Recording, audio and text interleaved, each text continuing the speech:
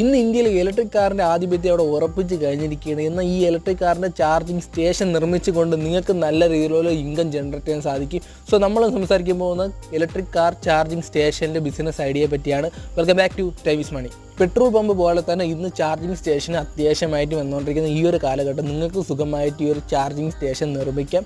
വെറും petrol pump തുടങ്ങുന്ന ആ ഒരു എമൗണ്ട് പോലും ആകത്തില്ല. നമ്മൾ നേരത്തെ ചെയ്ത വീഡിയോയിൽ പെട്രോൾ പമ്പ് എങ്ങനെ തുടങ്ങാമെന്നൊരു വീഡിയോ ചെയ്തിട്ടുണ്ടായിരുന്നു. സോ അതിൽ നമുക്ക് കിട്ടിയ അന്യായ സപ്പോർട്ടാണ്. സോ അതുപോലെ ഈ ഒരു വീഡിയോ നമ്മൾ സപ്പോർട്ട് പ്രതീക്ഷിക്കുകയാണ്. സോ നിങ്ങൾക്കും തുടങ്ങാൻ പറ്റുന്ന സംഭവമാണ് ഈ ഒരു ഇലക്ട്രിക് കാർ ചാർജിങ് സ്റ്റേഷൻ എന്ന് പറയുന്നത്.